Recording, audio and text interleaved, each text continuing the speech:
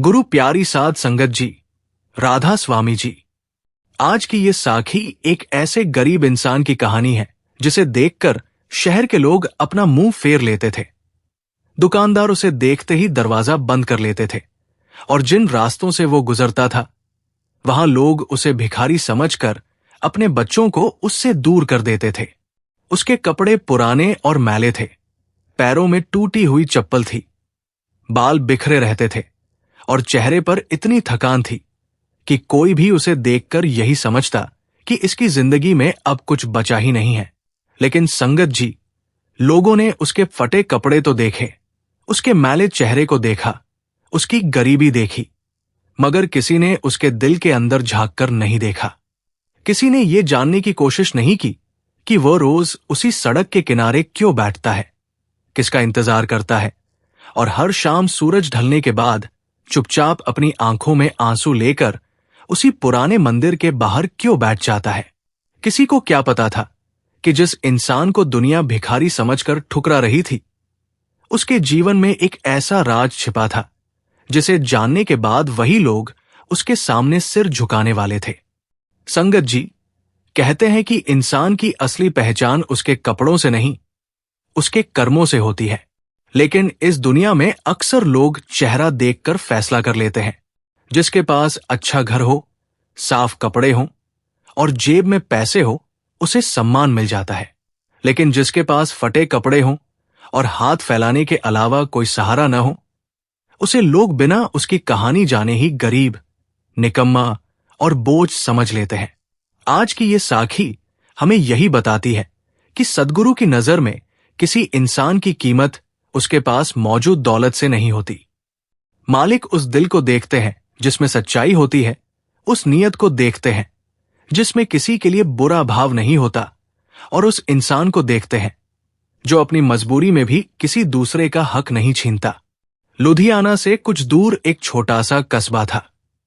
कस्बे के मुख्य बाजार से थोड़ी दूरी पर रेलवे लाइन के पास एक पुरानी पुलिया थी। उसी पुलिया के नीचे शाम होते ही एक आदमी अक्सर बैठा दिखाई देता था। उसका नाम था शंकर। उम्र करीब 45 साल, शरीर दुबला पतला, चेहरा धूप और मेहनत से झुलसा हुआ, दाढ़ी बढ़ी हुई और बाल बिखरे हुए। उसने हमेशा एक ही पुरानी भूरी कमीज और ढीली सी पैंट पहन रखी होती थी। उसके पास एक पुराना कपड़े का थैला था जिसमें 2 जोड़ी कपड़े, एक छोटी सी धार्मिक तस्वीर और एक पुरानी डायरी रखी रहती थी। लोग उसे शंकर कहकर भी नहीं बुलाते थे। ज्यादातर लोग उसे ओ भिखारी कहकर पुकारते थे। शंकर सुबह होते ही कस्बे के अलग अलग हिस्सों में चला जाता था। कभी वो किसी दुकान के बाहर बैठता, कभी रेलवे स्टेशन के पास और कभी मंदिर के सामने। अगर कोई उसे 2 रोटी दे देता तो वो धन्यवाद करके चुपचाप खा लेता। अगर कोई कुछ नहीं देता तो वो किसी से शिकायत नहीं करता। लेकिन उसकी एक आदत ने लोगों को हमेशा हैरान किया था। वो जितना भी खाना उसे मिलता, उसमें से थोड़ा हिस्सा अलग करके शाम को रेलवे पुलिया के पास आने वाले एक बूढ़े कुत्ते को जरूर खिलाता था। कई बार खुद उसके पास खाने के लिए कुछ नहीं होता था, फिर भी वो उस कुत्ते के लिए कहीं से रोटी का इंतजाम कर लेता। एक दिन बाजार के एक दुकानदार ने उसे ऐसा करते देख लिया। दुकानदार ने हंसते हुए कहा, तू खुद भीख मांगकर पेट भरता है और जानवर को खिलाने चला है, पहले अपना पेट भर लिया कर। शंकर ने मुस्कुराकर कहा, मेरा पेट एक रोटी से भर जाएगा, लेकिन अगर ये बेचारा 2 दिन भूखा रह गया तो बोल भी नहीं सकता। दुकानदार ने उसकी तरफ देखा और फिर बिना कुछ बोले अंदर चला गया। संगत जी, यही शंकर था। बाहर से देखने पर वो एक भिखारी जैसा लगता था, लेकिन उसके अंदर दया इतनी थी कि अपनी जरूरत से पहले किसी और की जरूरत दिखाई देती थी। वो किसी से लड़ता नहीं था, किसी को बुरा नहीं कहता था, और अगर कोई उसे अपमानित कर देता तो वो बस इतना कहता, मालिक सब देख रहे हैं। लेकिन उसकी ये हालत हमेशा से नहीं थी। कभी शंकर के पास भी अपना घर था, उसकी पत्नी थी, एक छोटा बेटा था और गांव में थोड़ी सी जमीन भी थी। वो मेहनत करके अपना परिवार चलाता था। सुबह खेत में काम करता और शाम को घर लौटकर बेटे के साथ बैठता। उसकी पत्नी सरला बहुत धार्मिक स्वभाव की थी। वह रोज शाम को बाबा जी की तस्वीर के सामने बैठकर सुमिरन करती और शंकर से कहती कि चाहे घर में पैसा कम हो, लेकिन मालिक का नाम कभी कम नहीं होना चाहिए। शंकर उस समय हंसकर कहता था कि सरला, नाम लेने से घर का राशन नहीं आता। सरला मुस्कुराकर कहती, राशन मेहनत से आएगा, लेकिन मेहनत करने की ताकत भी तो मालिक ही देते हैं। उनका बेटा आकाश उस समय सिर्फ 8 साल का था। वो पिता की उंगली पकड़कर गांव की गलियों में घूमता और हर बात पर सवाल करता। शंकर की दुनिया छोटी थी, लेकिन खुश थी। उसे नहीं पता था कि कुछ ही समय बाद एक ऐसी घटना होगी जो उसकी पूरी जिंदगी उलट देगी। एक बरसात की रात गांव में बहुत तेज पानी बरसा। खेतों में पानी भर गया। शंकर जिस छोटे से कारखाने में काम करता था, वहां अचानक दीवार गिर गई। शंकर बच गया, लेकिन उसके पैर में गंभीर चोट आई। कई महीने वो काम नहीं कर पाया। घर की बची हुई जमा पूंजी इलाज में खत्म हो गई। जमीन का एक हिस्सा बेचकर दवाइयां खरीदी गई। फिर एक दिन सरला भी गंभीर रूप से बीमार पड़ गई। शंकर अस्पतालों के चक्कर लगाता रहा। उसने रिश्तेदारों से मदद मांगी। कुछ लोगों ने थोड़ी मदद की, लेकिन ज्यादातर लोगों ने कहा कि हमारे पास भी पैसे नहीं हैं। धीरे धीरे उसकी सारी बचत खत्म हो गई। एक रात सरला ने शंकर का हाथ पकड़कर कहा, अगर मेरे साथ कुछ हो जाए तो आकाश को गलत रास्ते पर मत जाने देना। उसे हमेशा सच्चाई सिखाना। शंकर ने उसकी बात काटते हुए कहा, तुम्हें कुछ नहीं होगा, मालिक है ना। सरला ने हल्की मुस्कान दी और बोली, हां, मालिक है, इसलिए डर नहीं लग रहा। कुछ ही दिनों बाद सरला इस दुनिया से चली गई। शंकर टूट गया। उसने अपनी पत्नी को खो दिया था, लेकिन उसके पास अपने बेटे के लिए जीने की जिम्मेदारी थी। उसने फिर काम ढूंढना शुरू किया, लेकिन पैर की चोट के कारण पहले जैसा भारी काम नहीं कर सकता था। उसने छोटी मोटी मजदूरी की, कभी बोरे उठाए, कभी सामान पहुंचाया और कभी रेलवे स्टेशन पर लोगों का सामान ढोया। जो थोड़ा पैसा मिलता उससे बेटे का पेट भरता, लेकिन किस्मत जैसे लगातार उसका इम्तिहान ले रही थी। एक दिन आकाश अचानक बीमार पड़ गया। उसे तेज बुखार था। शंकर उसे अस्पताल लेकर गया। डॉक्टर ने दवाइयां लिख दी। शंकर के पास दवाई खरीदने के लिए पैसे नहीं थे। उसने अस्पताल के बाहर कई लोगों से मदद मांगी। कुछ लोगों ने उसे देखकर मुंह फेर लिया। एक आदमी ने कहा, हर दिन किसी न किसी बीमारी का बहाना लेकर पैसे मांगते रहते हो। शंकर ने कुछ नहीं कहा। वो अस्पताल की सीढ़ियों पर बैठ गया और अपने बेटे को देखता रहा। उसी रात आकाश की हालत बिगड़ गई। शंकर ने डॉक्टर से कहा, साहब, मेरे पास पैसे नहीं हैं, लेकिन मेरे बेटे को बचा लीजिए। मैं आपकी जिंदगी भर मजदूरी कर दूंगा। डॉक्टर ने कहा कि इलाज तुरंत शुरू करना होगा। शंकर ने रात भर इधर उधर दौड़कर पैसे जुटाने की कोशिश की, लेकिन सुबह तक बहुत देर हो चुकी थी। आकाश भी उसे छोड़कर चला गया। संगत जी, जिस आदमी के पास पहले पत्नी और बेटा था, कुछ ही समय में उसकी पूरी दुनिया खाली हो गई। अब उसके पास कोई अपना नहीं था। उसने गांव लौटने की कोशिश की, लेकिन जमीन बिक चुकी थी और पुराना घर भी कर्ज के कारण किसी और के हाथ जा चुका था। रिश्तेदारों ने भी उससे दूरी बना ली। कुछ ने कहा कि वो अशुभ है, कुछ ने कहा कि उसके पास रहने से घर में परेशानी आएगी। शंकर ने किसी से शिकायत नहीं की। वो कस्बे में आ गया और धीरे धीरे उसकी पहचान एक गरीब भिखारी के रूप में बन गई। लेकिन संगत जी, उसकी सबसे बड़ी मजबूरी ये नहीं थी कि उसके पास पैसे नहीं थे। उसकी सबसे बड़ी मजबूरी यह थी कि अब उसके पास जीने की कोई वजह नहीं बची थी। फिर भी वो हर सुबह उठता, बाबा जी की तस्वीर को देखता और कहता, मालिक, अगर आपने मुझे अभी तक जिंदा रखा है तो जरूर कोई काम बाकी होगा। मुझे वो काम दिखा देना। यही वजह थी कि वो रोज लोगों से जो भी खाना मिलता, उसमें से थोड़ा हिस्सा उस बूढ़े कुत्ते को खिलाता था। उसे लगता था कि शायद किसी की सेवा करके उसका जीवन किसी काम आ रहा है। एक दिन सुबह बाजार में बहुत भीड़ थी। एक बड़े कपड़ों के व्यापारी की दुकान के सामने शंकर बैठा था। उसने किसी से पैसे नहीं मांगे थे, वो सिर्फ दुकान के बाहर धूप से बचने के लिए बैठा था। व्यापारी ने उसे देखा और गुस्से में कहा, यहां से उठ जा, ग्राहकों के सामने बैठकर मेरी दुकान की बदनामी मत कर। शंकर तुरंत उठ गया। उसने हाथ जोड़कर कहा, माफ करना मालिक। व्यापारी ने कहा, और हां, यहां दोबारा मत दिखाई देना। शंकर चुपचाप वहां से चला गया। थोड़ी दूर जाकर उसने देखा कि सड़क के किनारे एक छोटा बच्चा रो रहा था। बच्चा शायद अपनी मां से बिछड़ गया था। शंकर तुरंत उसके पास गया और पूछा, बेटा क्या हुआ? बच्चा रोते हुए बोला कि उसे अपनी मां नहीं मिल रही। शंकर ने उसे पानी पिलाया और सड़क के किनारे बैठाकर उसके साथ रहने लगा। लगभग आधे घंटे बाद बच्चे की मां दौड़ती हुई आई। उसने अपने बच्चे को गले लगाया और शंकर को देखकर बोली, भाई साहब, आपने मेरे बच्चे को संभाल कर रखा, आपका बहुत धन्यवाद। शंकर मुस्कुराया और बोला, बहन, इसमें धन्यवाद की क्या बात है? बच्चा था, अकेला था। महिला ने उसकी तरफ ध्यान से देखा। उसने कहा, आप भिखारी नहीं लगते। शंकर ने हल्की मुस्कान के साथ कहा, लोग जो समझते हैं वही सही होगा बहन। महिला चली गई। लेकिन शंकर की ये बात उस दिन एक बुजुर्ग संत ने सुन ली थी, जो पास ही बैठकर सुमिरन कर रहे थे।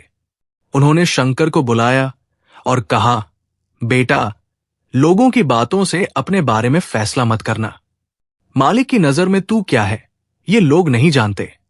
शंकर ने हाथ जोड़कर कहा, बाबा जी, मैं तो बस इतना जानता हूं कि मैंने बहुत कुछ खो दिया है। बुजुर्ग ने कहा, जो खोया है उसे गिनता रहेगा, तो जो मिलने वाला है उसे पहचान नहीं पाएगा। शंकर ने उनकी तरफ देखा। बुजुर्ग ने कहा, आज रात स्टेशन के पीछे वाले पुराने कमरे में जाकर बैठना, वहां तुझे अपने सवाल का जवाब मिलेगा। शंकर ने पूछा, कौन सा जवाब? बुजुर्ग मुस्कुराए और बोले, जिस सवाल का जवाब तू पिछले कई सालों से ढूंढ रहा है कि मालिक ने तुझे इतना दुख क्यों दिया। इतना कहकर वो बुजुर्ग वहां से चले गए। शंकर देर तक उसी जगह खड़ा रहा।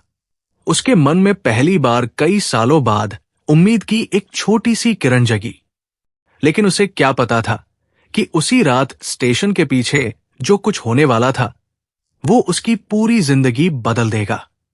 क्योंकि वहां उसे ऐसी चीज मिलने वाली थी जिसे देखकर उसे अपनी पत्नी की कही हुई आखिरी बात याद आ जाएगी, मालिक है ना, इसलिए डर नहीं लग रहा।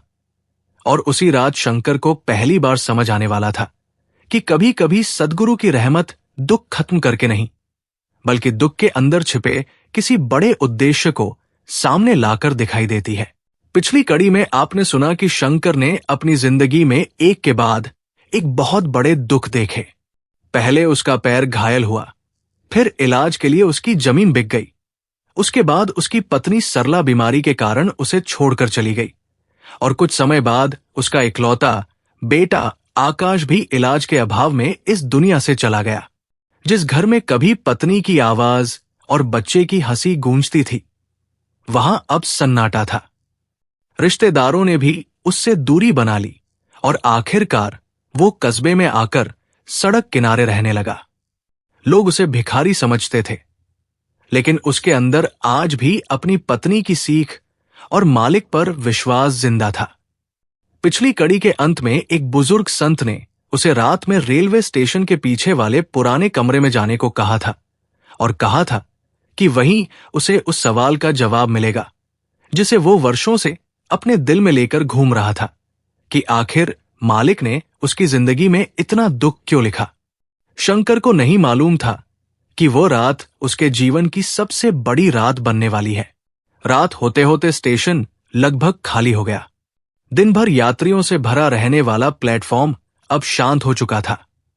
कहीं कहीं पीली रोशनी वाले बल्ब जल रहे थे और दूर खड़ी एक ट्रेन की आवाज सुनाई दे रही थी।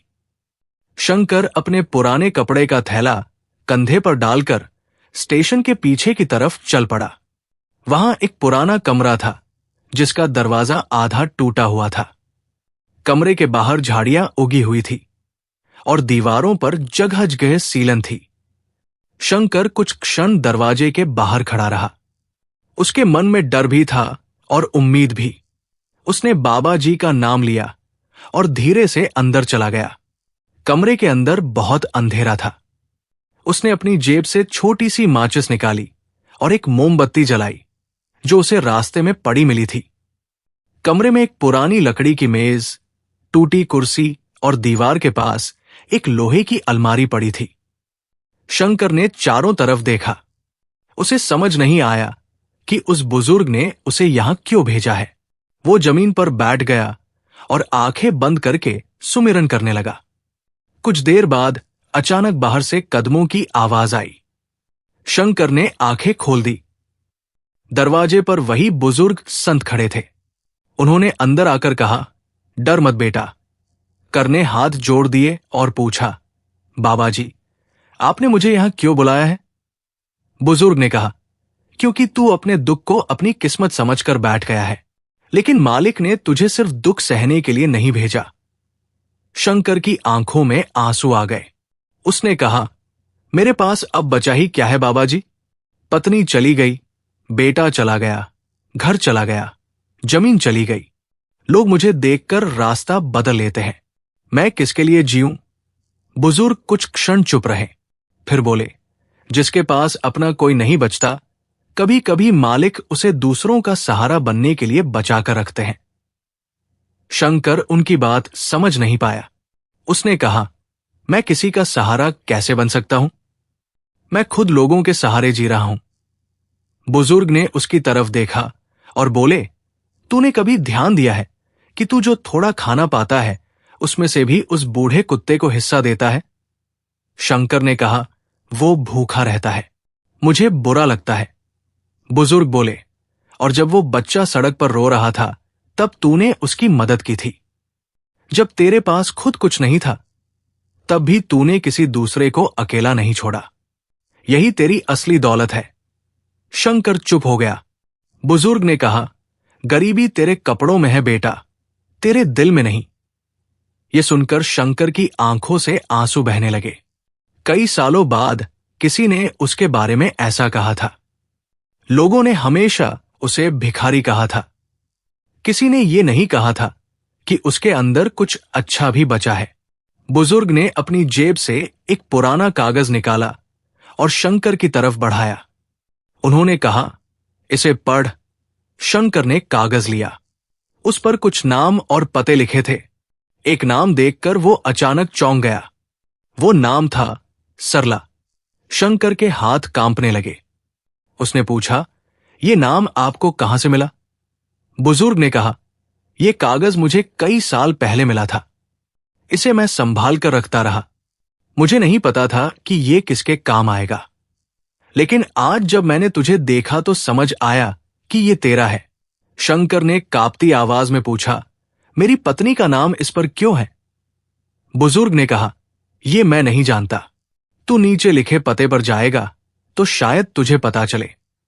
शंकर ने कागज को अपने सीने से लगा लिया। सरला का नाम देखकर उसके अंदर जैसे वर्षों से दबा हुआ दर्द फिर जाग गया था। वो पूरी रात सो नहीं पाया। सुबह होते ही उसने कागज पर लिखे पते की तलाश शुरू कर दी। पता कस्बे से करीब 8 किलोमीटर दूर एक पुराने मोहल्ले का था। शंकर पैदल चल पड़ा। रास्ते में कई लोग उसे देखकर फिर वही बातें कहने लगे। देखो, भिखारी जा रहा है, शायद आज कहीं ज्यादा पैसे मिल गए हैं। इसे काम करना नहीं आता, इसलिए भीख मांगता है। शंकर ने किसी की बात का जवाब नहीं दिया। वो बस चलता रहा। काफी देर बाद वो उस मोहल्ले में पहुंचा। वहां एक पुराना मकान था। दरवाजे के बाहर एक बुजुर्ग आदमी चारपाई पर बैठे थे। शंकर ने कागज निकाला और पूछा, क्या यहां पहले सरला नाम की कोई महिला रहती थी? बुजुर्ग आदमी ने उसकी तरफ ध्यान से देखा। उन्होंने पूछा, तुम कौन हो? शंकर ने कहा, मैं उसका पति हूं। यह सुनते ही बुजुर्ग कुछ क्षण के लिए बिल्कुल शांत हो गए। उन्होंने धीरे से कहा, तो तुम शंकर हो? शंकर के पैरों तले जैसे जमीन खिसक गई। उसने पूछा, आप मुझे कैसे जानते हैं? बुजुर्ग ने कहा, सरला ने तुम्हारे बारे में बहुत कुछ बताया था। शंकर की आंखों में आंसू आ गए। उसने पूछा, सरला यहां कब आई थी? बुजुर्ग ने कहा, वो बीमारी के समय कुछ दिनों के लिए यहां अपनी बहन के पास आई थी। उसी दौरान उसने मुझे एक बात बताई थी। शंकर ने बेचैनी से पूछा, क्या बात? बुजुर्ग ने कहा, उसने कहा था कि अगर कभी शंकर बहुत टूट जाए तो उसे ये जरूर बताना कि वो अकेला नहीं है। शंकर रो पड़ा। उसने कहा, लेकिन वो तो मुझे छोड़कर चली गई। बुजुर्ग बोले, नहीं बेटा, वो तुझे छोड़कर नहीं गई। उसकी जिंदगी खत्म हुई, लेकिन उसकी दुआ तेरे साथ रह गई। फिर उन्होंने घर के अंदर जाकर एक पुराना लकड़ी का डिब्बा लाकर शंकर के सामने रखा। उन्होंने कहा, यह सरला ने मेरे पास छोड़ा था। उसने कहा था कि इसे तभी देना जब शंकर को सच में इसकी जरूरत हो। शंकर ने कांपते हाथों से डिब्बा खोला। अंदर एक छोटी सी बाबा जी की तस्वीर थी। कुछ पुराने कागज थे और एक पत्र था। पत्र पर लिखा था, मेरे शंकर के लिए। शंकर पत्र को देखते ही जमीन पर बैठ गया। उसने कांपते हाथों से पत्र खोला। सरला ने लिखा था कि अगर कभी वो शंकर के साथ न हो तो उसे ये याद रखना चाहिए कि आकाश की जिंदगी के लिए खुद को खत्म मत करना। उसने लिखा था कि उसने अपनी बीमारी के आखिरी दिनों में भी बाबा जी से यही अरदास की थी कि अगर उसके जाने के बाद शंकर अकेला पड़ जाए तो उसे किसी ऐसे काम से जोड़ देना जिसमें वह दूसरों के काम आ सके। शंकर पत्र पढ़ते पढ़ते रोने लगा। उसने कहा, सरला, तूने मुझे इतने साल बाद भी रास्ता दे दिया। लेकिन पत्र में एक और बात लिखी थी। सरला ने लिखा था कि उसके पास कुछ पैसे थे जिन्हें उसने अपने इलाज के लिए इस्तेमाल नहीं किया, क्योंकि वो चाहती थी कि अगर वो बच न पाए तो वो पैसा किसी गरीब बच्चे की पढ़ाई में लगाया जाए। शंकर ने वो पढ़कर सिर उठा लिया। उसने बुजुर्ग से पूछा, वो पैसा कहां है? बुजुर्ग ने कहा, वो पैसा बहुत ज्यादा नहीं था, लेकिन सरला ने मुझे दिया था और कहा था कि इसे किसी ऐसे बच्चे के लिए इस्तेमाल करना जो पढ़ना चाहता हो लेकिन पैसे की वजह से पढ़ नहीं पा रहा हो। शंकर की आंखों से आंसू निकलते रहे। उसने कहा, मैंने तो सोचा था कि मेरी पत्नी के पास मेरे लिए कुछ नहीं बचा, लेकिन उसने मरने के बाद भी मुझे रास्ता दिया। बुजुर्ग ने कहा, यही तो उसकी सबसे बड़ी दौलत थी। शंकर ने बाबा जी की तस्वीर हाथ में उठाई और कहा, मालिक, क्या यही वो काम है जिसके लिए आपने मुझे बचाकर रखा? बुजुर्ग ने कहा, शायद, लेकिन इसका जवाब तुझे खुद देना होगा। शंकर उस दिन वापस कस्बे में आया। उसने तय किया कि वो भीख मांगकर सिर्फ अपना पेट नहीं भरेगा। वो जितना काम कर सकता है करेगा, और जो कुछ भी अतिरिक्त मिलेगा उसमें से थोड़ा हिस्सा किसी जरूरतमंद बच्चे के लिए रखेगा। अगले दिन वो बाजार के उसी दुकानदार के पास गया जिसने उसे कुछ दिन पहले दुकान के सामने से भगा दिया था। उसने कहा, मालिक, अगर कोई छोटा मोटा काम हो तो मुझे दे दीजिए। दुकानदार ने उसे ऊपर से नीचे तक देखा और कहा, तुम काम करोगे? शंकर ने कहा, हां। दुकानदार ने पूछा, क्या कर सकते हो? शंकर ने कहा, दुकान साफ कर सकता हूं, सामान उठा सकता हूं, हिसाब नहीं आता तो सीख सकता हूं, लेकिन चोरी नहीं करूंगा। दुकानदार कुछ क्षण चुप रहा। फिर उसने कहा, सुबह दुकान खोलने से पहले आ जाना, देखेंगे। शंकर ने हाथ जोड़कर कहा, धन्यवाद। उस दिन पहली बार कई महीनों बाद शंकर को मजदूरी से पैसे मिले। उसने उन पैसों से अपने लिए खाना खरीदा, फिर एक रोटी बचाकर वही बूढ़े कुत्ते के लिए रख दी। शाम को वो रेलवे पुलिया के नीचे बैठा और बाबा जी की तस्वीर अपने सामने रखकर बोला, मालिक, आज मैंने भीख नहीं मांगी, आज मैंने मेहनत की है। उसकी आंखों में आंसू थे, लेकिन इस बार ये आंसू दुख के नहीं थे।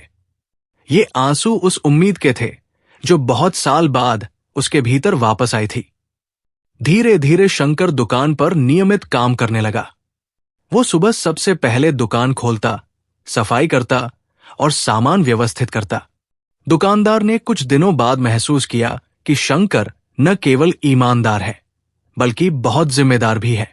उसने उसे रोज की मजदूरी के साथ खाना भी देना शुरू कर दिया। एक दिन दुकान के सामने एक छोटा बच्चा आया। उसके कपड़े फटे हुए थे और हाथ में स्कूल की पुरानी किताब थी। उसने दुकानदार से कहा कि उसे एक कॉपी चाहिए, लेकिन उसके पास पैसे नहीं हैं। दुकानदार ने उसे डांटकर भगा दिया। शंकर ने बच्चे को वापस बुलाया। उसने पूछा, तुम्हें पढ़ना है? बच्चे ने सिर हिलाया।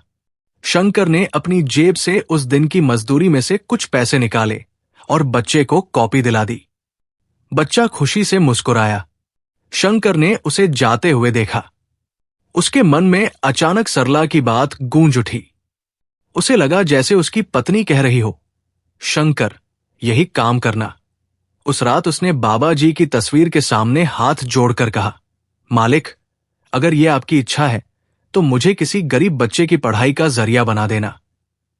लेकिन संगत जी, शंकर को क्या पता था कि अगले ही दिन उसकी जिंदगी में एक ऐसा इंसान आने वाला है जो उसे भिखारी समझकर नहीं, बल्कि एक बहुत बड़े रहस्य की चाबी समझकर उसके पास आएगा। और उस आदमी के हाथ में शंकर की पत्नी सरला से जुड़ा एक ऐसा दस्तावेज था जिसके बारे में शंकर को आज तक कुछ पता नहीं था।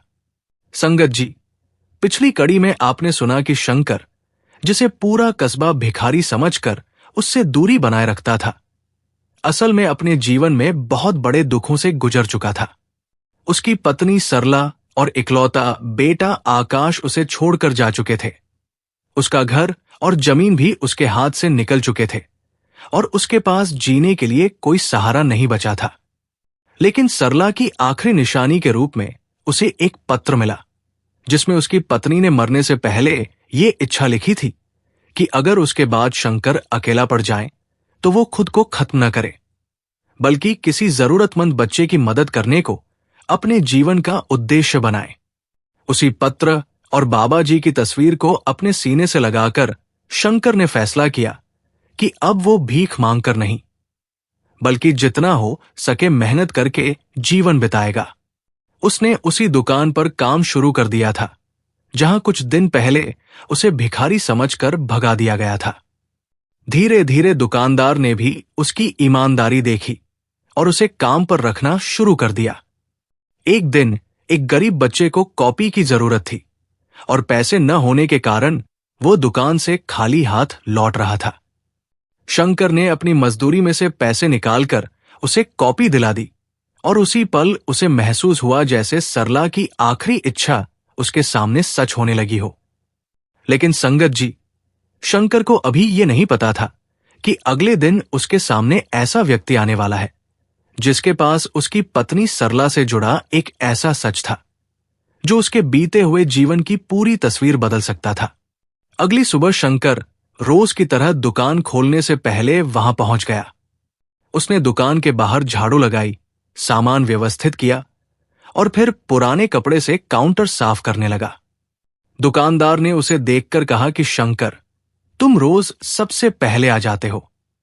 शंकर मुस्कुराकर बोला कि मालिक, जब काम अपना समझकर किया जाए तो देर करने का मन नहीं करता। दुकानदार ने उसकी तरफ देखा और कहा कि तुम्हारे जैसे आदमी को मैंने पहले कभी समझा ही नहीं था। मैंने तुम्हें सिर्फ कपड़ों से देखकर भिखारी समझ लिया था।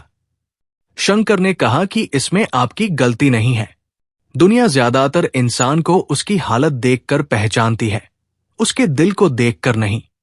दुकानदार ने कुछ जवाब नहीं दिया, लेकिन उसके चेहरे पर पहली बार शंकर के लिए सम्मान दिखाई दे रहा था। करीब दोपहर का समय था।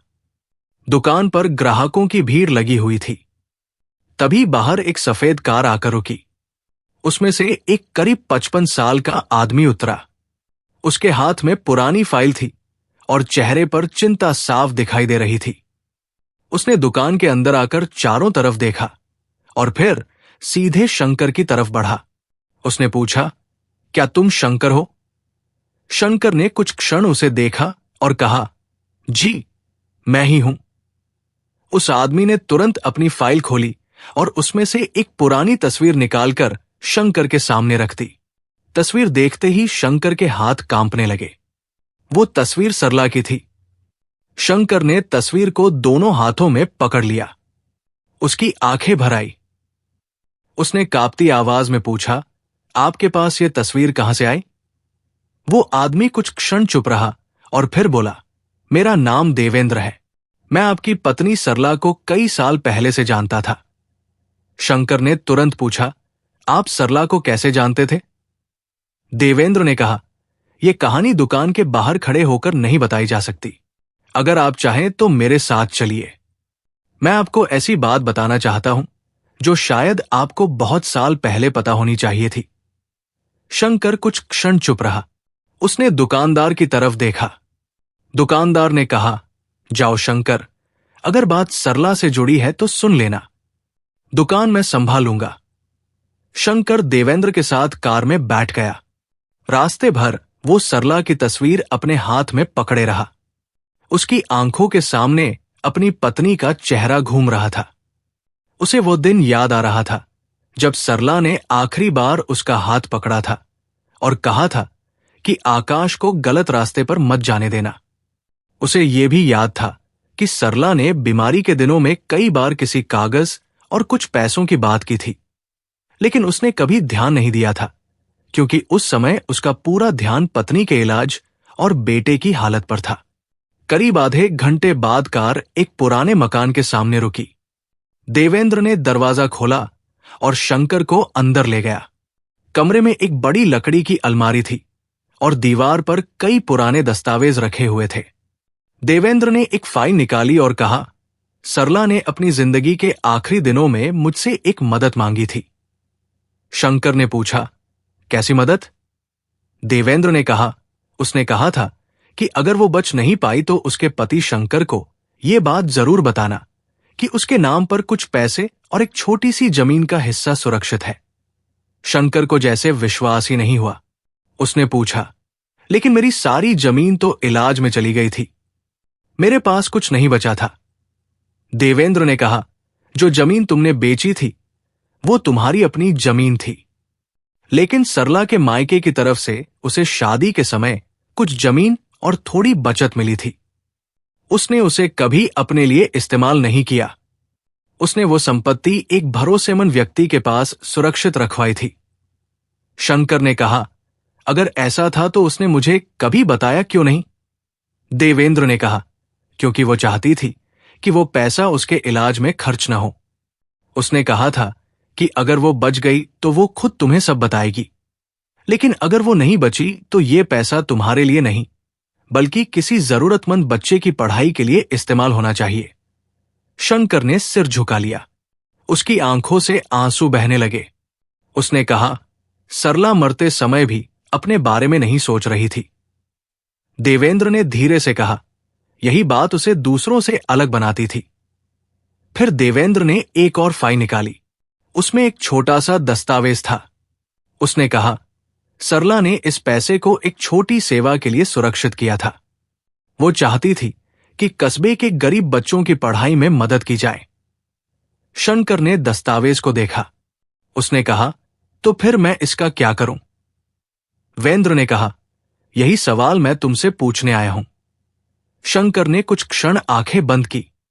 फिर उसने बाबा जी का नाम लिया और कहा, अगर ये सरला की आखिरी इच्छा थी तो इसे उसी काम में लगना चाहिए।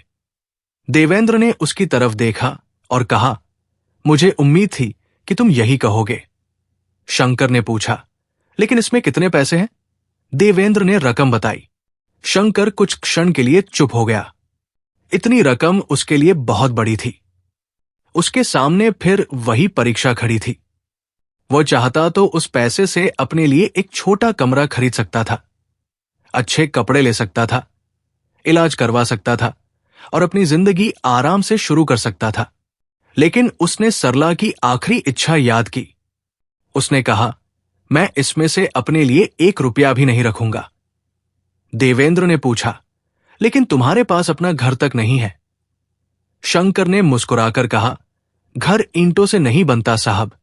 अगर मालिक ने मुझे अब तक सड़क पर जिंदा रखा है तो आगे भी संभालेंगे। लेकिन सरला की आखिरी इच्छा को मैं अपनी जरूरत के लिए नहीं बदल सकता। देवेंद्र की आंखें नम हो गई। उसने कहा, शंकर, शायद अब मुझे समझ आया कि सरला ने यह जिम्मेदारी तुम्हें क्यों दी थी। शंकर ने कहा, मैं अकेला ये काम नहीं कर सकता। देवेंद्र ने पूछा, क्यों? शंकर ने कहा, क्योंकि मैं खुद बहुत गरीब हूं। लेकिन अगर आप साथ दें और इस पैसे को सही तरीके से इस्तेमाल करने में मेरी मदद करें तो हम कई बच्चों की जिंदगी बदल सकते हैं।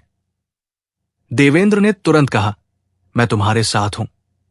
दोनों ने उसी दिन तय किया कि कस्बे के उन बच्चों की सूची बनाई जाएगी जो पढ़ना चाहते हैं लेकिन गरीबी के कारण स्कूल नहीं जा पा रहे हैं। शंकर ने कहा कि सबसे पहले वो उसी बच्चे को ढूंढेगा जिसे उसने दुकान पर कॉपी दिलाई थी। अगले दिन वो उस बच्चे को ढूंढते हुए उसकी बस्ती में पहुंचा। वहां उसने देखा कि बच्चा अपनी मां के साथ एक छोटे से कमरे में रहता था। उसके पिता कई महीनों से बीमार थे और घर की हालत बहुत खराब थी। बच्चा पढ़ाई छोड़ने वाला था क्योंकि उसके पास स्कूल की फीस और किताबों के पैसे नहीं थे। शंकर ने बच्चे की मां से कहा कि आपका बच्चा पढ़ाई नहीं छोड़ेगा। महिला ने हैरानी से पूछा, आप कौन हैं? शंकर ने कहा, मैं कोई बड़ा आदमी नहीं हूं। बस किसी ने मेरे जीवन में एक जिम्मेदारी छोड़ी है और मैं उसे निभाना चाहता हूं। महिला की आंखों में आंसू आ गए। उसने कहा, भगवान आपको खुश रखे। शंकर ने कहा, मुझे नहीं, उस मालिक को धन्यवाद देना जिसने आपको और मुझे आज मिलाया। धीरे धीरे ऐसे कई बच्चों की मदद शुरू हुई। लेकिन संगत जी, जहां सेवा होती है वहां कभी कभी लोगों के मन में शक भी पैदा होता है। कस्बे के कुछ लोग कहने लगे कि शंकर को अचानक इतना पैसा कहां से मिला। कुछ लोगों ने अफवाह फैला दी कि शायद उसे कहीं चोरी का पैसा मिला है। किसी ने कहा कि वो पहले भिखारी बनकर लोगों की नजर में खुद को कमजोर दिखाता था और अब किसी अमीर आदमी से पैसा लेकर बड़ा बनने की कोशिश कर रहा है। शंकर ने इन बातों का जवाब नहीं दिया। दुकानदार ने उससे कहा कि तुम लोगों को समझाते क्यों नहीं? शंकर ने कहा, जिसे सच जानना होगा वह पूछेगा। जिसे झूठ पर विश्वास करना है उसे मैं कितना भी समझाऊं वो नहीं मानेगा। लेकिन अफवाहें धीरे धीरे बढ़ती गई। एक दिन पुलिस के 2 कर्मचारी दुकान पर पहुंचे। उन्होंने शंकर को बुलाया और कहा कि तुम्हारे खिलाफ शिकायत आई है। शंकर ने पूछा, मेरे खिलाफ?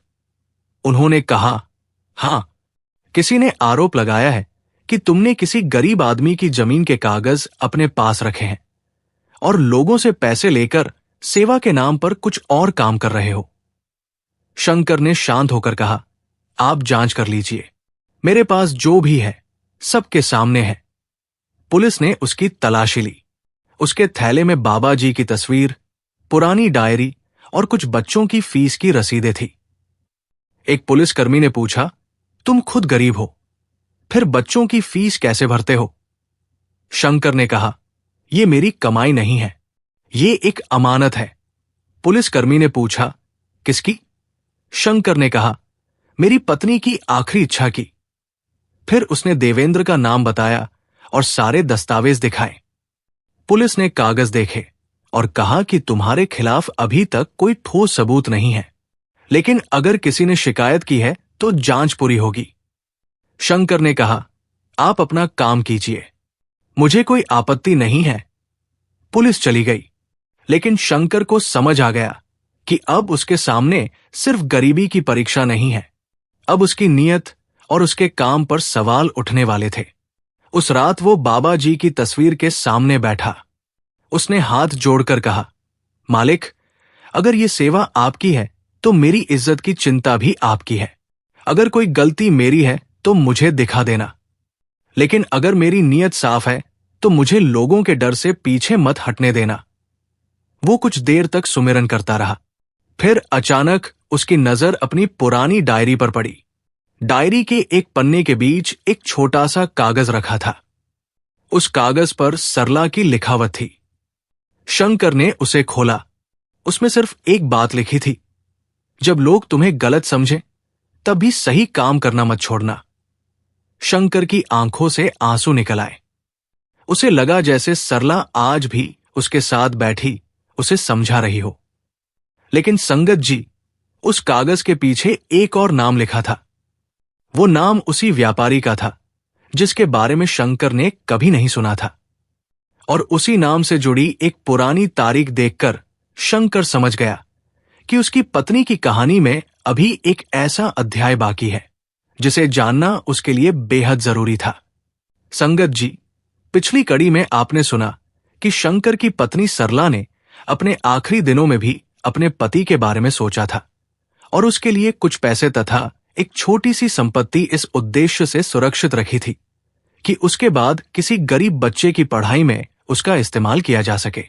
शंकर ने जब वो बात जानी तो उसके सामने फिर एक बड़ी परीक्षा खड़ी हो गई, क्योंकि वो पैसा उसके लिए बहुत बड़ा सहारा बन सकता था।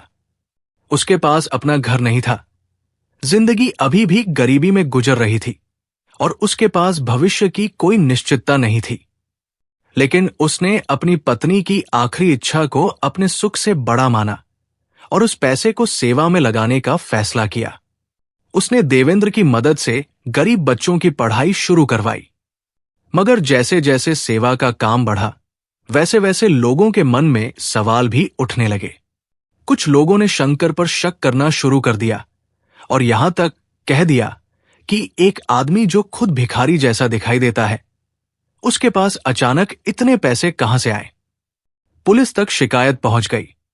लेकिन जब शंकर ने सारे कागज दिखाए तो मामला शांत हो गया। फिर उसी रात उसे अपनी पुरानी डायरी में सरला की लिखावट का एक कागज मिला जिसके पीछे एक ऐसे व्यापारी का नाम और तारीख लिखी थी जिसे शंकर कभी जानता तक नहीं था। अब शंकर को समझ आ गया था कि उसकी पत्नी की कहानी में अभी एक बहुत बड़ा रहस्य बाकी है। शंकर ने वो कागज कई बार पढ़ा। नाम था मोहनलाल अग्रवाल।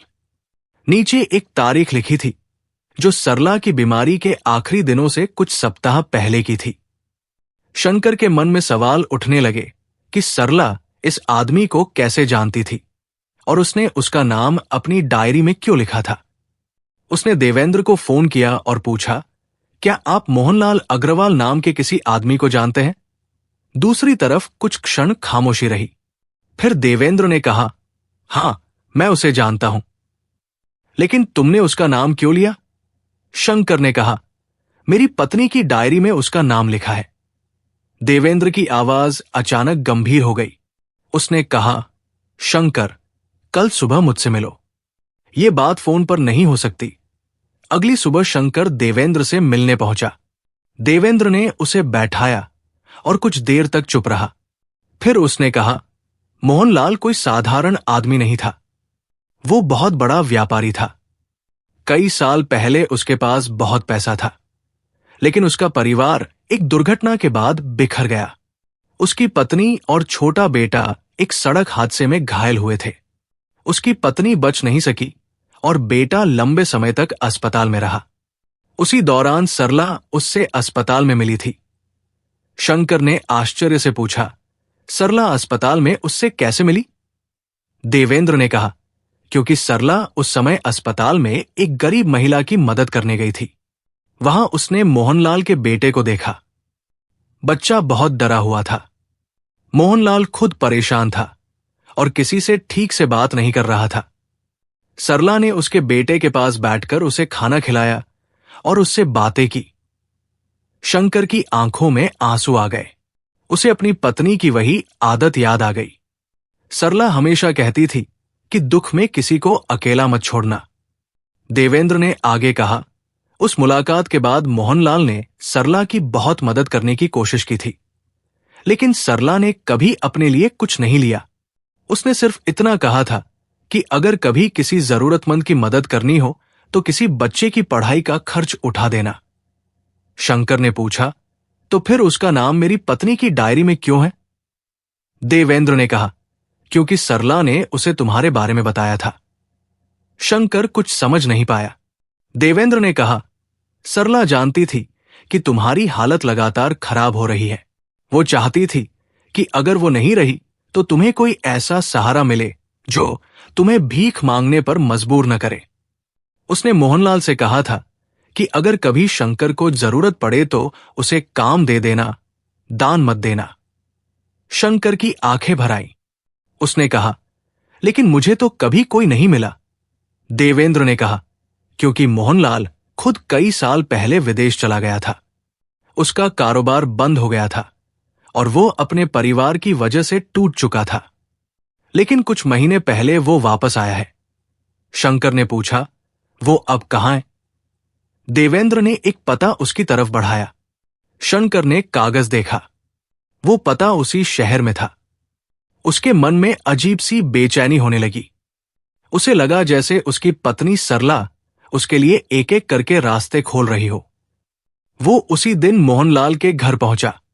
दरवाजे पर एक बुजुर्ग आदमी बैठा था। शंकर ने अपना नाम बताया। उस आदमी ने कुछ क्षण उसे ध्यान से देखा और फिर अंदर जाकर किसी को बुलाया। कुछ देर बाद एक करीब 60 साल का व्यक्ति बाहर आया। चेहरे पर उम्र की थकान थी, लेकिन आंखों में गहराई थी। उसने शंकर को देखा और पूछा, क्या तुम सरला के पति हो? शंकर ने सिर हिया। मोहनलाल की आंखों में तुरंत आंसू आ गए। उसने कहा, तुम्हें देखकर मुझे उसकी याद आ गई। शंकर ने कहा, आप मेरी पत्नी को कैसे जानते थे? मोहनलाल ने उसे अंदर बैठाया। फिर एक पुरानी तस्वीर मेज पर रखी। उस तस्वीर में सरला एक छोटे बच्चे के पास बैठी मुस्कुरा रही थी। मोहनलाल ने कहा, यह मेरा बेटा था। शंकर ने तस्वीर को ध्यान से देखा। मोहनलाल ने बताया कि जिस समय उसका परिवार टूट गया था, उस समय उसका बेटा अस्पताल में था। सरला रोज किसी न किसी बहाने वहां पहुंच जाती थी। वो बच्चे को खाना खिलाती, उससे बातें करती और उसे हिम्मत देती। उसने कभी ये नहीं बताया कि उसके अपने घर में कितनी परेशानी है। मोहनलाल ने कहा, एक दिन मैंने सरला से पूछा कि तुम अपने घर की हालत जानते हुए भी दूसरों के लिए इतना क्यों करती हो? सरला ने जवाब दिया था, क्योंकि दुख में इंसान को पैसे से पहले किसी अपने की जरूरत होती है। यह सुनकर शंकर की आंखें नम हो गई। मोहनलाल ने कहा, मैंने उसे पैसे देने चाहे थे। उसने साफ मना कर दिया। उसने कहा कि अगर सच में मदद करनी है तो मेरे पति को कोई काम दिला देना। मेरे पति मेहनती है, लेकिन हालात ने उन्हें तोड़ दिया है। शंकर ने सिर झुका लिया। मोहनलाल ने आगे कहा, मैंने सरला से वादा किया था कि मैं तुम्हारी मदद करूंगा, लेकिन परिस्थितियां ऐसी बनी कि मैं खुद अपने जीवन से जूझता रहा। जब मैं वापस आया और उसके बारे में पता चला, तब मुझे बहुत देर हो चुकी थी। शंकर ने पूछा, तो आपने मुझे पहले क्यों नहीं खोजा? मोहनलाल ने कहा, क्योंकि मुझे तुम्हारा पता नहीं था। मुझे सिर्फ तुम्हारा नाम पता था। मैं तुम्हें कई महीनों से ढूंढ रहा था। शंकर ने हैरानी से पूछा, लेकिन आपको पता कैसे चला कि मैं अब कहां हूं? मोहनलाल ने कहा, कुछ दिन पहले मैं बाजार गया था। वहां मैंने तुम्हें देखा। तुम एक दुकान के बाहर काम कर रहे थे, लेकिन मैं तुम्हारे पास तुरंत नहीं आया, क्योंकि मैं पहले यह पता करना चाहता था कि तुम वही शंकर हो या नहीं। शंकर कुछ बोल नहीं पाया। मोहनलाल ने कहा, आज मुझे यकीन हो गया है। फिर उसने एक फाइल निकालकर शंकर के सामने रखी। उसमें एक नौकरी का प्रस्ताव था। मोहनलाल ने कहा, मेरी कंपनी में एक सेवा केंद्र शुरू हो रहा है। मुझे ऐसे आदमी की जरूरत है जो गरीब लोगों के साथ ईमानदारी से काम कर सके। मैं चाहता हूं कि तुम उसका काम संभालो। शंकर ने तुरंत कहा, लेकिन मैं इस काम के लायक नहीं हूं। मोहनलाल ने कहा, तुम्हें कागजों से ज्यादा लोगों की जरूरत समझ नहीं आती है। यही तुम्हारी सबसे बड़ी योग्यता है। शंकर ने पूछा, वेतन कितना होगा? मोहनलाल ने रकम बताई। शंकर ने कुछ क्षण सोचा और कहा, मैं ये काम करूंगा, लेकिन एक शर्त पर। मोहनलाल ने पूछा, क्या? शंकर ने कहा, इस काम के नाम पर मुझे कोई दान नहीं चाहिए। मुझे मेरी मेहनत का पैसा चाहिए। मोहनलाल की आंखों में आंसू आ गए। उसने कहा, सरला ने बिल्कुल सही कहा था। शंकर ने पूछा, क्या कहा था? हनलाल ने कहा, उसने कहा था कि शंकर को कभी दया मत दिखाना, उसे काम देना, क्योंकि वो अपनी मेहनत से जीना चाहता है। ये सुनते ही शंकर की आंखों से आंसू बहने लगे। उसने बाबा जी का नाम लिया और सिर झुका लिया। उसे पहली बार लगा कि उसकी पत्नी सच में उसके साथ है। कुछ दिनों बाद शंकर ने नई नौकरी शुरू कर दी। अब उसका काम गरीब परिवारों की मदद से जुड़े केंद्र को संभालना था। वो बच्चों की फीस, किताबें और दवाइयों की व्यवस्था करवाता। वो हर परिवार से खुद मिलता और उनकी जरूरत समझने की कोशिश करता। धीरे धीरे लोग उसे भिखारी कहना बंद करने लगे। लेकिन शंकर ने अपना पुराना कपड़ा पहनना नहीं छोड़ा। मोहनलाल ने एक दिन कहा, तुम अब अच्छे कपड़े पहन सकते हो। शंकर ने मुस्कुराकर कहा, कपड़े बदलने से मुझे कोई आपत्ति नहीं है, लेकिन मैं अपनी पुरानी जिंदगी भूलना नहीं चाहता। अगर मैं भूल गया कि मैं किस दर्द से गुजरा हूं, तो शायद मैं दूसरों का दर्द समझना बंद कर दूंगा। मोहनलाल ने कहा, तुम्हारी यही बात तुम्हें सबसे अलग बनाती है। समय बीतता गया। शंकर ने अपनी पहली बड़ी तनख्वाह मिलने के बाद सबसे पहले एक छोटा कमरा किराए पर लिया। उसने बाबा जी की तस्वीर को सम्मान से वहां रखा। फिर अपनी पत्नी सरला की तस्वीर उसके पास रखी। कमरे में ज्यादा सामान नहीं था, लेकिन शंकर ने कहा, आज इतने सालों बाद मेरे पास फिर एक छत है। उस रात उसने जमीन पर बैठकर हाथ जोड़ लिए। उसने कहा, मालिक, मैं आपको धन्यवाद देने के लिए शब्द नहीं ढूंढ पा रहा। मैंने समझा था कि आपने मुझसे सब कुछ छीन लिया। आज समझ आया कि आपने मुझे उस रास्ते पर रखा था जहां मुझे कई लोगों के काम आना था। उसकी आंखों से आंसू बहने लगे। तभी बाहर किसी बच्चे के रोने की आवाज आई। शंकर तुरंत उठकर बाहर गया। एक छोटा बच्चा दरवाजे के पास खड़ा था। उसके कपड़े मैले थे और हाथ में स्कूल की फटी हुई किताब थी। बच्चे ने कहा, अंकल, मेरी मां कहती है कि अब मैं स्कूल नहीं जा सकता। शंकर ने बच्चे के कंधे पर हाथ रखा। उसने पूछा, क्यों? बच्चे ने कहा, फीस के पैसे नहीं हैं। शंकर कुछ क्षण चुप रहा। फिर उसे सरला की बात याद आई। उसने बच्चे से कहा, तू कल स्कूल जाएगा। बच्चे ने पूछा, लेकिन फीस? शंकर मुस्कुराया और बोला, उसकी चिंता तू मत कर। बच्चे की आंखों में खुशी आ गई। वो दौड़ता हुआ अपनी मां के पास चला गया। कर दरवाजे पर खड़ा उसे देखता रहा। उसके मन में अचानक एक अजीब सी शांति भर गई। उसे लगा जैसे सरला कहीं पास खड़ी मुस्कुरा रही हो। लेकिन संगत जी, उसी रात एक और घटना हुई जिसने शंकर को भीतर तक हिला दिया। रात करीब 12 बजे उसके दरवाजे पर जोर से दस्तक हुई। शंकर ने दरवाजा खोला। सामने वही बुजुर्ग संत खड़े थे जिन्होंने पहली बार उसे स्टेशन के पुराने कमरे में भेजा था। शंकर ने उन्हें अंदर बुलाया। बुजुर्ग ने कमरे में रखी बाबा जी की तस्वीर और सरला की तस्वीर को देखा और मुस्कुराए। उन्होंने कहा, अब समझ आया कि तुझे भिखारी समझकर क्यों ठुकराया गया था। शंकर ने उनकी तरफ देखा। बुजुर्ग बोले, क्योंकि अगर लोग तुझे पहले ही पहचान लेते तो शायद मालिक की योजना पूरी नहीं होती। शंकर कुछ समझ नहीं पाया। उसने पूछा, कैसी योजना? बुजुर्ग ने कहा, तुझे दुनिया ने सड़क पर बैठा देखा, लेकिन मालिक ने तुझे सेवा के रास्ते पर खड़ा किया। तुझे लोगों ने खाली हाथ समझा, लेकिन तेरे हाथों से कितने लोगों के घर भरने थे, ये किसी को नहीं पता था। शंकर की आंखों से आंसू निकल आए। बुजुर्ग ने कहा, याद रख, जिस इंसान को दुनिया ठुकरा देती है, जरूरी नहीं कि मालिक ने भी उसे ठुकरा दिया हो। कई बार मालिक अपने खास काम के लिए इंसान को भीड़ से अलग कर देते हैं। शंकर ने उनके चरणों में सिर रख दिया। सने कहा, बाबा जी, मैं तो खुद को खत्म समझ चुका था। बुजुर्ग ने कहा, लेकिन मालिक ने तुझे खत्म नहीं किया था, उन्होंने तुझे बदलने के लिए रोका था। यह बात शंकर के दिल में उतर गई। अगली सुबह उसने अपनी जिंदगी का सबसे बड़ा फैसला किया।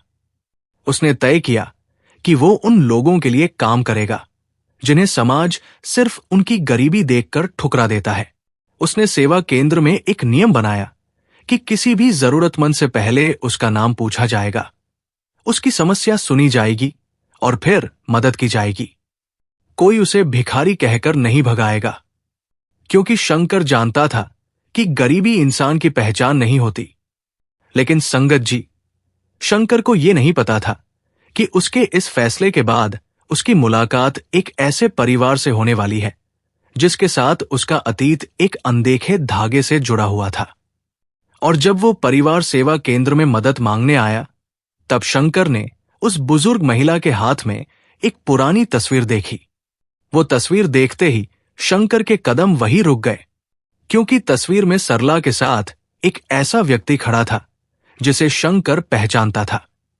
और उस तस्वीर के पीछे लिखी एक छोटी सी तारीख ने यह साबित कर दिया कि उसकी पत्नी की जिंदगी का सबसे बड़ा राज अभी पूरी तरह सामने नहीं आया था। संगत जी, पिछली कड़ी में आपने सुना कि शंकर की जिंदगी धीरे धीरे उस अंधेरे से बाहर निकलने लगी थी जिसमें वो कई वर्षों से फंसा हुआ था, जिसे लोग सड़क किनारे बैठा भिखारी समझकर ठुकराते थे। उसी शंकर के हाथों अब गरीब बच्चों की पढ़ाई और जरूरतमंद परिवारों की मदद होने लगी थी। उसकी पत्नी सरला ने मरने से पहले जो छोटी सी सेवा की इच्छा अपने दिल में रखी थी, शंकर उसे अपनी जिंदगी का उद्देश्य बना चुका था।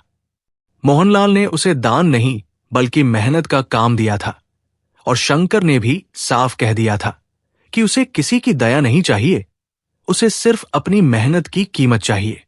लेकिन संगत जी, अभी इस कहानी का सबसे गहरा रहस्य सामने आना बाकी था, क्योंकि सेवा केंद्र में एक दिन ऐसा परिवार मदद मांगने आया जिसके हाथ में रखी एक पुरानी तस्वीर ने शंकर के पैरों के नीचे से जमीन खींच ली।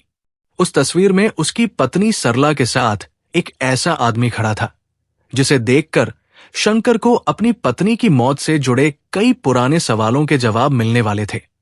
उस दिन सुबह से ही सेवा केंद्र में बहुत भीड़ थी। कोई अपने बच्चे की फीस के लिए आया था, कोई दवाई के लिए और कोई राशन की मदद मांगने आया था। शंकर हर व्यक्ति की बात ध्यान से सुन रहा था और कोशिश कर रहा था कि किसी को बिना जवाब दिए वापस न जाना पड़े। तभी दोपहर के करीब एक बुजुर्ग महिला अपने करीब 20 साल के पोते के साथ वहां पहुंची। महिला के कपड़े बहुत साधारण थे और उसके चेहरे पर गरीबी के साथ साथ कई वर्षों की थकान साफ दिखाई दे रही थी। लड़के के हाथ में एक पुरानी फाइल थी और वो लगातार अपनी दादी से कह रहा था कि दादी, शायद यहां हमारी मदद हो जाएगी। शंकर ने उन्हें बैठने के लिए कहा और पूछा कि उन्हें किस चीज की जरूरत है। बुजुर्ग महिला ने कहा कि उसके पोते की पढ़ाई बहुत अच्छी है, लेकिन घर की हालत ऐसी है कि अब उसकी आगे की पढ़ाई रुकने वाली है। शंकर ने लड़के की फाइल अपने हाथ में ली और उसके कागज देखने लगा। तभी उस बुजुर्ग महिला की नजर दीवार पर लगी बाबा जी की तस्वीर पर पड़ी। उसने दोनों हाथ जोड़ दिए और धीरे से कहा, राधा स्वामी जी। शंकर ने उसकी आवाज सुनी और उसकी तरफ देखा। महिला ने अपनी पुरानी थैली से एक तस्वीर निकाली और कहा कि बेटा, हमारे पास मदद मांगने के अलावा कोई रास्ता नहीं बचा है। ये तस्वीर हमारे पास बहुत सालों से है और इसे देखकर मुझे हमेशा भरोसा रहता है कि मुश्किल समय में कोई न कोई रास्ता जरूर खुलेगा। शंकर ने तस्वीर पर नजर डाली और अगले ही पल उसका चेहरा बिल्कुल बदल गया। तस्वीर में सरला खड़ी थी, उसके साथ एक आदमी था और वो आदमी वही था जिसे शंकर ने कई साल पहले अपनी पत्नी के इलाज के दौरान अस्पताल में 1-2 बार देखा था। शंकर के हाथ कांपने लगे। उसने बुजुर्ग महिला से पूछा, मां जी, ये तस्वीर आपको कहां से मिली? महिला ने कहा, ये मेरे पति की तस्वीर है। शंकर कुछ क्षण चुप रहा। उसने धीरे से पूछा, आपके पति का नाम क्या था? महिला ने जो नाम बताया, उसे सुनते ही शंकर की आंखों के सामने जैसे अंधेरा छा गया। वो नाम था हरिदास। शंकर ने ये नाम अपनी पत्नी सरला की पुरानी डायरी में भी पढ़ा था। वही तारीख, वही नाम, वही तस्वीर। शंकर ने महिला से पूछा, आपके पति सरला को कैसे जानते थे? महिला ने कहा, मेरे पति एक समय शहर के एक अस्पताल में काम करते थे। वहां सरला अक्सर गरीब मरीजों की मदद करने जाती थी। मेरे पति उसकी बहुत इज्जत करते थे। उन्होंने कई बार कहा था कि इतनी गरीबी में रहने के बावजूद सरला का दिल बहुत बड़ा है। शंकर की आंखों में आंसू आ गए। उसे अपनी पत्नी की बातें याद आने लगी। लेकिन महिला ने आगे जो बताया उसने शंकर को अंदर तक हिला दिया। उसने कहा, मेरे पति की मौत से कुछ दिन पहले सरला उनसे मिलने आई थी। उसने कहा था कि अगर उसके बाद कभी शंकर नाम का कोई आदमी यहां आए तो उसे एक बात जरूर बताना। शंकर ने कांपती आवाज में पूछा, क्या बात? महिला ने कहा, उसने कहा था कि शंकर को यह मत बताना कि मैंने उसके लिए क्या किया। बस इतना कहना कि जब भी वो पूरी तरह टूट जाए तब किसी गरीब के आंसू पोंछ देना। यही उसकी सबसे बड़ी सेवा होगी। शंकर की आंखों से आंसू बहने लगे। उसने सिर झुका लिया। उसे लगा जैसे सरला आज भी उसके जीवन का रास्ता तय कर रही है। उसने महिला से पूछा, क्या सरला ने आपको कुछ और दिया था? हिला ने कुछ क्षण सोचा। फिर उसने अपनी थैली से एक छोटा सा लिफाफा निकाला। उस पर लिखा था, शंकर के लिए, लेकिन तभी देना जब वो किसी और के लिए जीना शुरू कर दे। शंकर के हाथ कांपने लगे। उसने लिफाफा खोला। अंदर सरला की लिखावट में एक छोटा पत्र था। उसने पढ़ना शुरू किया। सरला ने लिखा था कि शंकर को शायद कभी समझ नहीं आएगा कि उसके जीवन में इतने दुख क्यों आए, लेकिन उसे भरोसा रखना चाहिए कि मालिक किसी को बिना कारण नहीं तोड़ते। कभी कभी इंसान को उसके पुराने सहारों से इसलिए अलग किया जाता है ताकि वह किसी और के लिए सहारा बन सके। उसने लिखा था कि अगर शंकर कभी लोगों की नजर में भिखारी बन जाए तो भी अपने दिल में खुद को गरीब मत समझना, क्योंकि जिसके पास किसी जरूरतमंद के लिए दया बची है उसके पास दुनिया की सबसे बड़ी दौलत है। शंकर पत्र पढ़ते पढ़ते रो पड़ा। उसने पत्र अपनी आंखों से लगाया। बुजुर्ग महिला ने पूछा, बेटा, सरला कौन थी? शंकर ने कहा, मेरी पत्नी। महिला की आंखें भी भर आई। उसने कहा, तो शायद आज तुम्हें वो बात मिल गई जिसका इंतजार वो कई साल पहले कर रही थी। शंकर ने पूछा, आपके पति की मौत कैसे हुई थी? महिला ने कहा, एक दुर्घटना में, लेकिन मरने से पहले उन्होंने मुझे बताया था कि सरला ने उनसे एक वादा लिया था। शंकर ने बेचैनी से पूछा, कैसा वादा? महिला ने कहा, अगर कभी शंकर की जिंदगी में कोई बच्चा ऐसा मिले जो गरीबी के कारण पढ़ाई छोड़ने वाला हो तो उसकी मदद करना। शंकर कुछ क्षण तक महिला को देखता रहा। फिर उसने उस लड़के की तरफ देखा जो उसके सामने बैठा था। लड़का अपनी फाइल पकड़े हुए चुप था। शंकर ने पूछा, तुम्हारा नाम क्या है? लड़के ने कहा, अमन। शंकर ने पूछा, तुम पढ़ना चाहते हो? अमन की आंखों में आंसू आ गए। उसने कहा, बहुत पढ़ना चाहता हूं अंकल, लेकिन घर की हालत ठीक नहीं है। अगर इस साल फीस नहीं भरी तो मेरा कॉलेज छूट जाएगा। शंकर ने उसकी फाइल बंद की और कहा, तुम्हारी पढ़ाई नहीं रुकेगी। अमन ने हैरानी से उसकी तरफ देखा।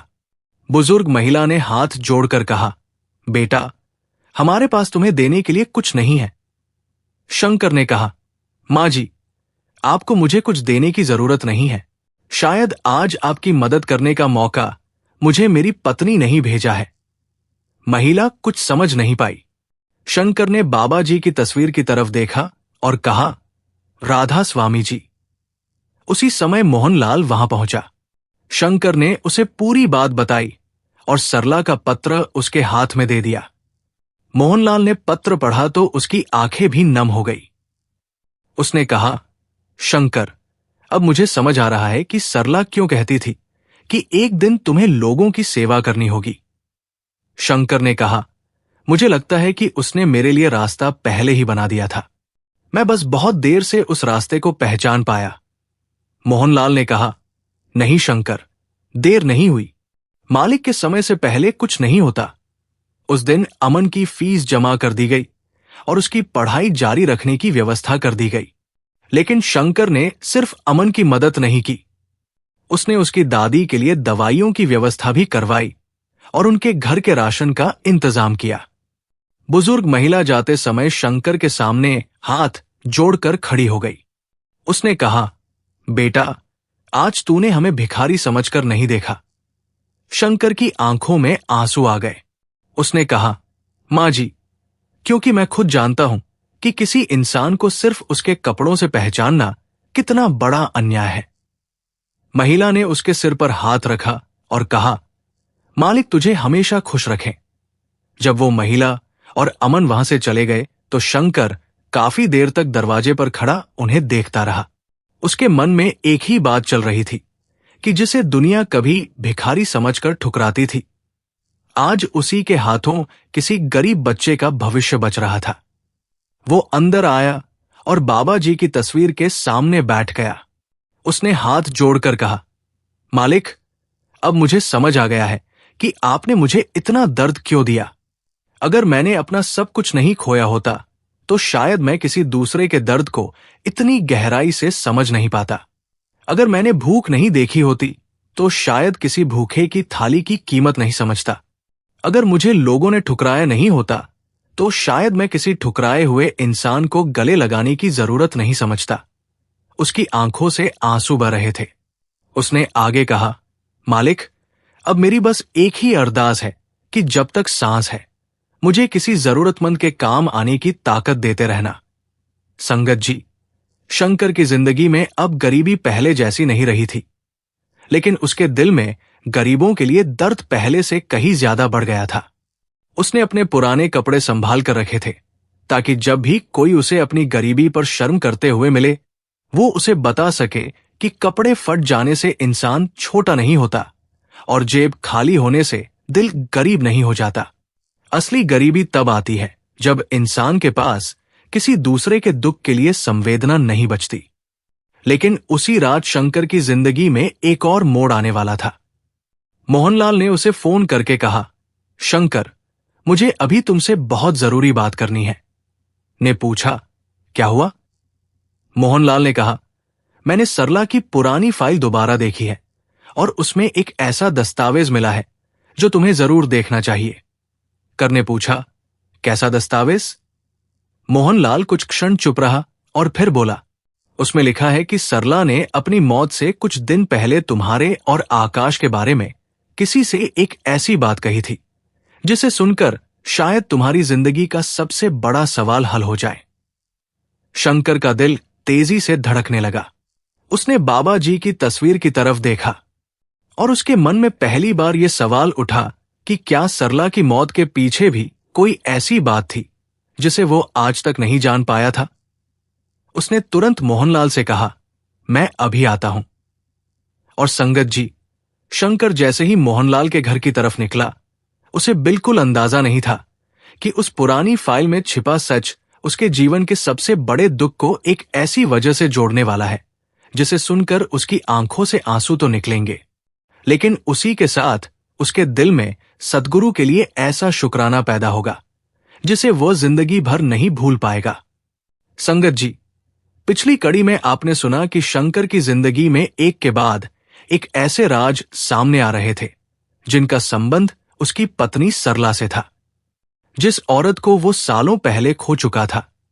उसकी आखिरी इच्छाएं आज भी शंकर को एक एक करके सही रास्ते पर ले जा रही थी। सरला ने अपनी जिंदगी में गरीबी देखी थी, बीमारी देखी थी और अपने परिवार को टूटते हुए देखा था, लेकिन इसके बावजूद उसके दिल में दूसरों के लिए दया कभी कम नहीं हुई।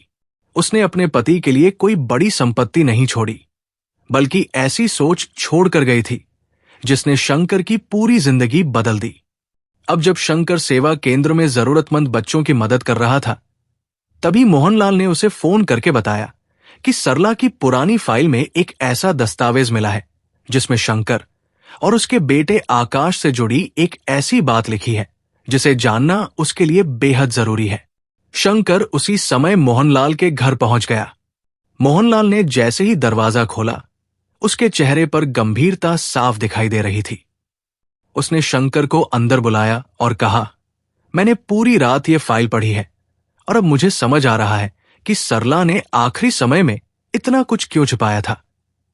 शंकर ने बेचैनी से पूछा, मोहनलाल जी, साफ साफ बताइए कि मेरी पत्नी ने मेरे और आकाश के बारे में क्या लिखा था।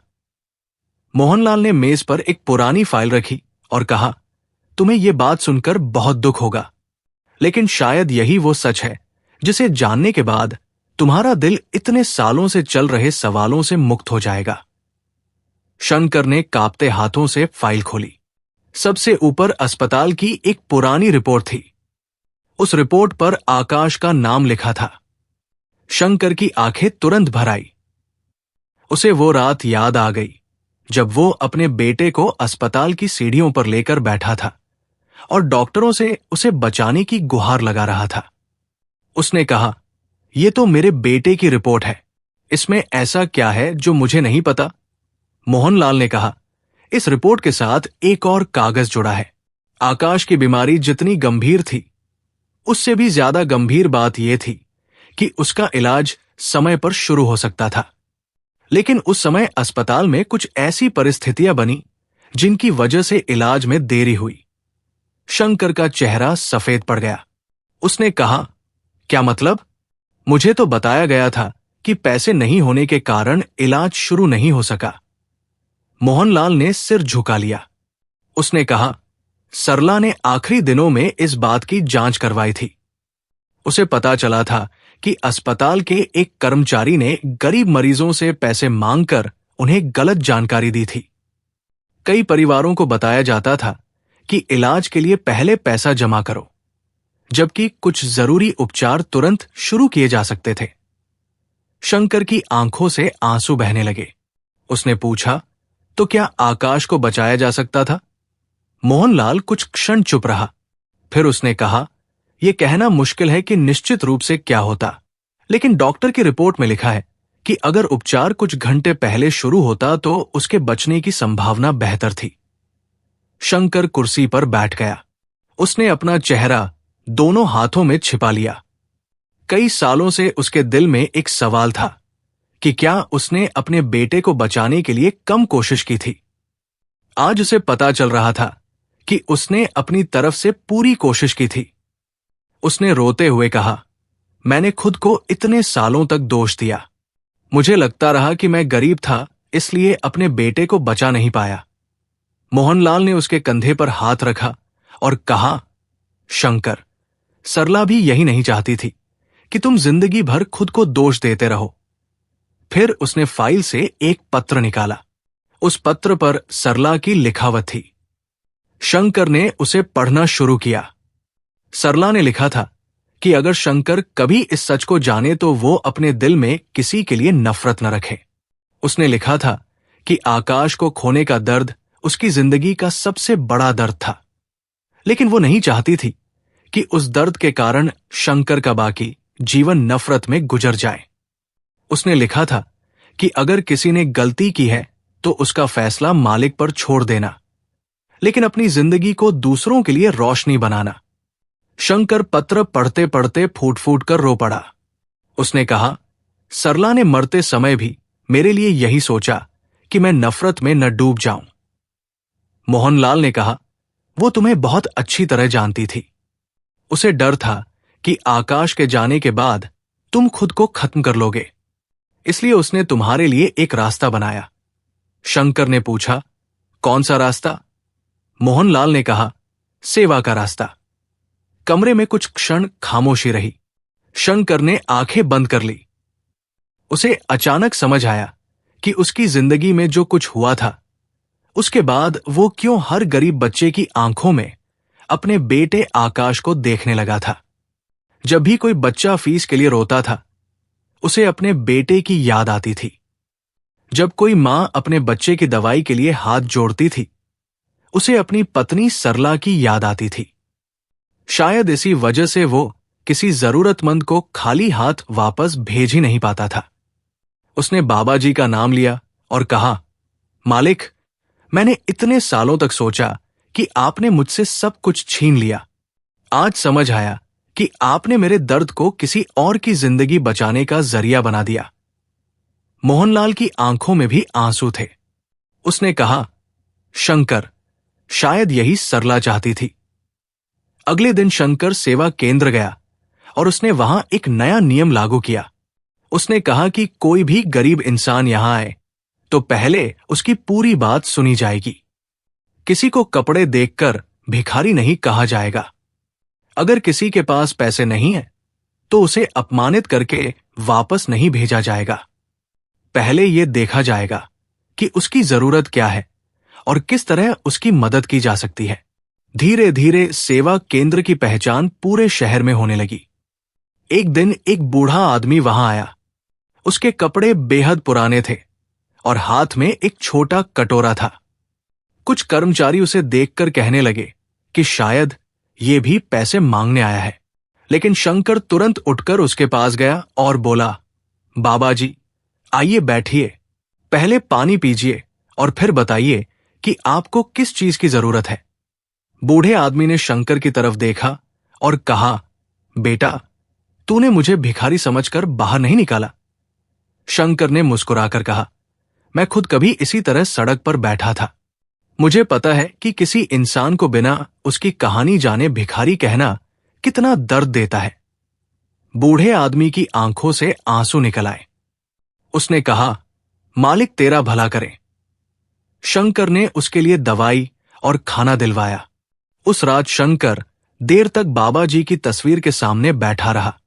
उसने कहा, मालिक, अब मुझे समझ आ गया कि उस समय जब मैं सड़क पर बैठा था और लोग मुझे ठुकराते थे, तब भी आप मुझे देख रहे थे।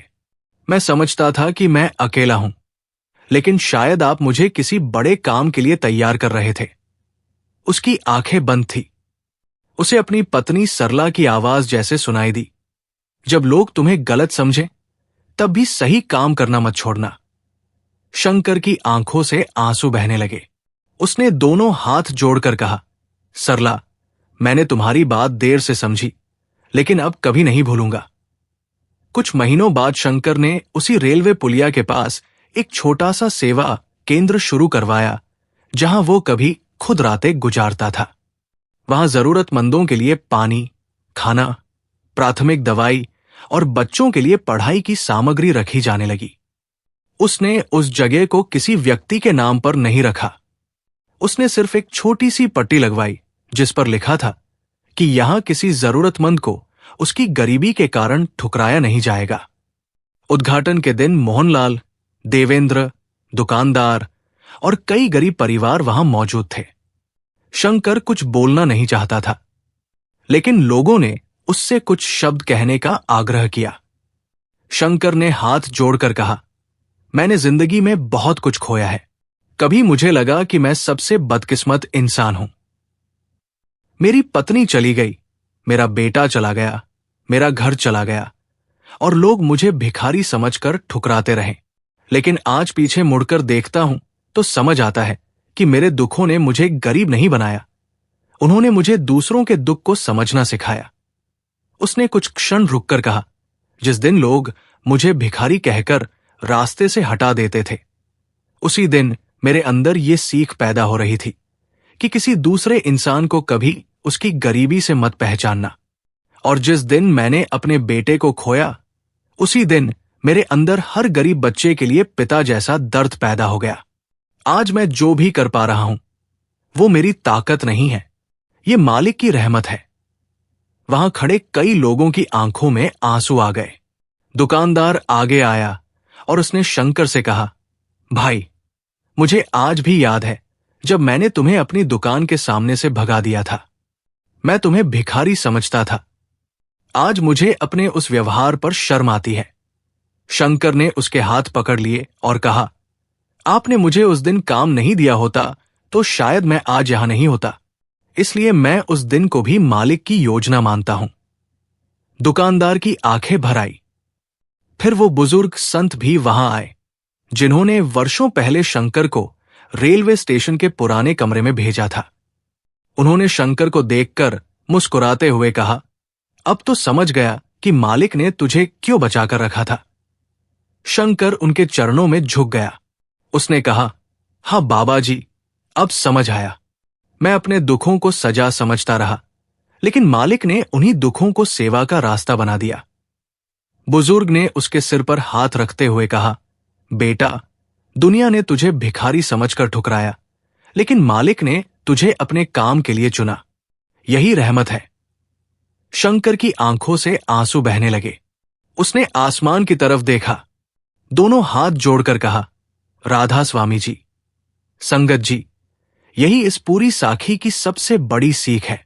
कभी कभी हमारी जिंदगी में ऐसी परिस्थितियां आती हैं जिनमें हमें लगता है कि मालिक ने हमें अकेला छोड़ दिया है। हमें लगता है कि हमारी प्रार्थना सुनी नहीं जा रही, हमारी मेहनत का फल नहीं मिल रहा और हमारे साथ ही इतना दुख क्यों हो रहा है। लेकिन हम उस समय पूरी तस्वीर नहीं देख पाते। शंकर भी यही समझता रहा कि उसके जीवन में जो कुछ हुआ वो सिर्फ दुख था। उसे नहीं पता था कि उसके दर्द के अंदर किसी और की जिंदगी के लिए एक सेवा छिपी हुई है।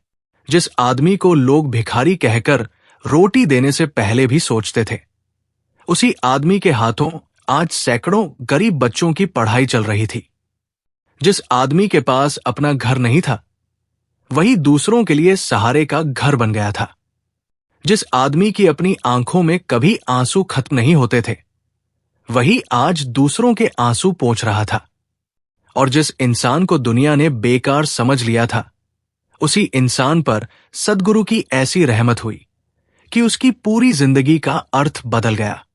शंकर ने कभी ये दावा नहीं किया कि उसके पास कोई चमत्कार हुआ है। वो हमेशा कहता था कि मालिक ने मेरे दुख नहीं मिटाए, मालिक ने मेरे दुखों का अर्थ बदल दिया।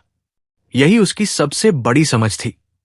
वो रोज सुबह बाबा जी की तस्वीर के सामने हाथ जोड़ता और कहता, मालिक, मुझे इतनी दौलत देना कि किसी भूखे को खाना खिला सकूं, इतनी ही ताकत देना कि किसी कमजोर का हाथ पकड़ सकूं, और इतना ही अहंकार रखना कि मैं कभी ये न भूलूं कि जो कुछ मेरे पास है वो आपकी रहमत है। साल बीतते गए, शंकर का सेवा केंद्र बड़ा होता गया। अमन अपनी पढ़ाई पूरी करके एक दिन उसी सेवा केंद्र में वापस आया और उसने शंकर से कहा, अंकल, आपने मेरी जिंदगी बचाई थी। अब मैं चाहता हूं कि मैं भी यहां गरीब बच्चों की मदद करूं। शंकर ने उसकी तरफ देखकर मुस्कुराया और कहा, मैंने तुम्हारी जिंदगी नहीं बचाई बेटा।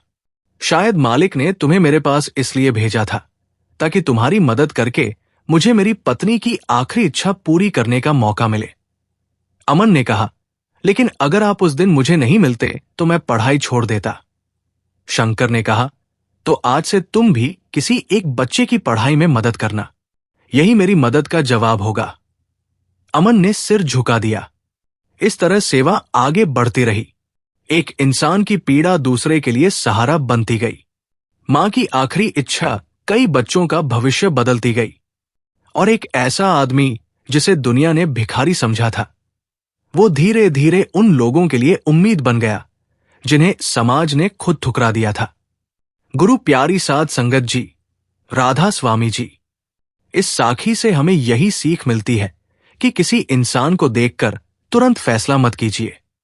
हो सकता है उसके फटे कपड़ों के पीछे कोई ऐसी कहानी हो जिसे सुनकर आपकी आंखों में आंसू आ जाएं।